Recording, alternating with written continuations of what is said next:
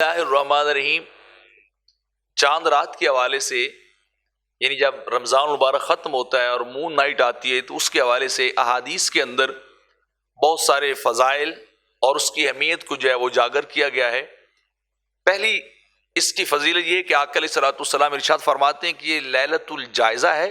یعنی یہ وہ رات ہے جس کے اندر رب کائنات جو ہے مسلمانوں کو، مومنوں کو ان کے روزوں کا، ان کی تراویح کا جو ہے اس رات کے اندر پورا جو ہے وہ اجر عطا فرماتا ہے۔ ان کے اجر کے اندر رب کائنات جو ہے وہ کوئی کمی جو ہے وہ نہیں رکھتا، اور یہ وہ بابرکت رات ہوتی ہے جس کے اندر خالق کائنات روزوں کا اجر، تراویح کا اجر اپنے بندوں کو پورا جو ہے وہ عطا کر دیتا ہے۔ دوسری فضیلت، آقا علیہ الصلوۃ والسلام نے ارشاد فرمایا کہ جو بندہ چاند رات کے اندر عبادت کرے گا، یوم قیامت اس کا دل جو ہے وہ مردہ نہیں ہوگا۔ مطلب کیا ہے کہ جب یوم قیامت لوگ جمع ہوں گے، دھوپ بڑی تیز ہوگی، پیاس بڑی زیادہ ہوگی، زمین بڑی گرم تپتی ہوئی ہوگی، اور لوگوں کے دل جو ہے وہ غم زدہ ہوں گے، ڈوبے جا رہے ہوں گے، تو جو شخص چاند رات کو عبادت کرے گا، اللہ کی بارگاہ میں کھڑے ہو کر بندگی کرے گا، تو رب کائنات اس کے دل کو ان لوگوں کے دلوں کی طرح نہیں کرے گا، بلکہ اس کے دل کو خالق کائنات جو ہے وہ بڑا مثبت رکھے گا، بڑا قوی رکھے گا، اور وہ ان حالات سے، ان واقعات سے جو ہے وہ دو چار نہیں ہوگا، بلکہ وہ بڑا خوشی محشر سے جو ہے وہ گزر جائے گا۔ تو چاند رات کی عبادت دل کی زندگی کا نام ہے، اور وہ بھی قیامت کے دن، کہ انسان قیامت کی سختیوں سے، قیامت کی شدت سے اور شدائد سے انسان جو ہے وہ بچ جائے گا۔ اور تیسری بات، فضیلت، آقا علیہ الصلوۃ والسلام نے لیلۃ الفطر یعنی چاند رات کے متعلق جو ہے وہ ارشاد فرمائی کہ جو شخص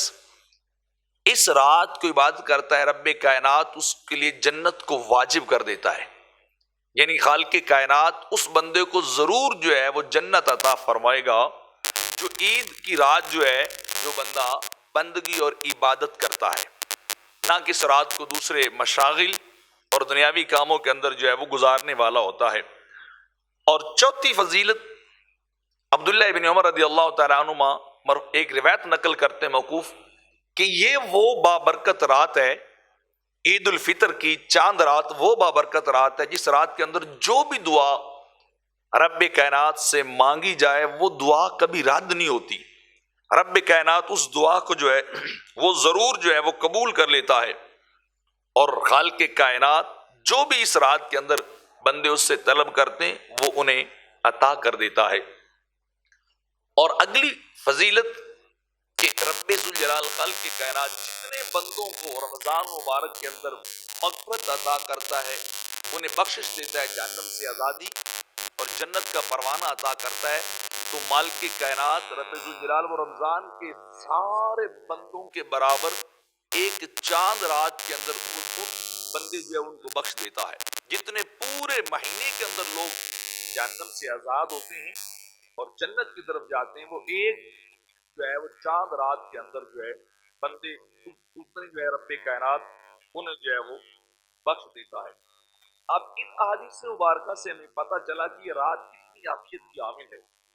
اور اس کی بندگی، اس کی عبادت، اس کی دعائیں اللہ رب العزت کی بارگاہ میں کتنی قبول ہیں۔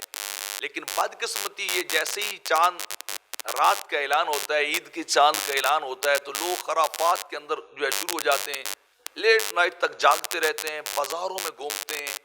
مرد و عورت کا اختلاط ہوتا ہے، عورتیں چوڑیاں غیروں کے ہاتھوں میں ہاتھ دے کے پہنوا رہی ہوتی ہیں، مہندی کے ڈیزائن لگوا رہی ہوتی ہیں، غلط کپڑے خریدے جا رہے ہیں، جوان بازاروں کے اندر جو ہے وہ گھوم پھر رہے ہوتے ہیں، تو وہ چاند رات کا پورا مقصد ہی اور اہمیت ہی فوت ہو جاتی ہے۔ تو ہمیں ایسے کاموں سے بچنا چاہیے جو ہم اس کی بے قدری کرتے ہیں، یا جیسے رمضان ختم ہوتا ہے تو یہ ہمیں اللہ کی طرف رجوع کر کے اپنی مزدوری یعنی روزوں اور تراویح کا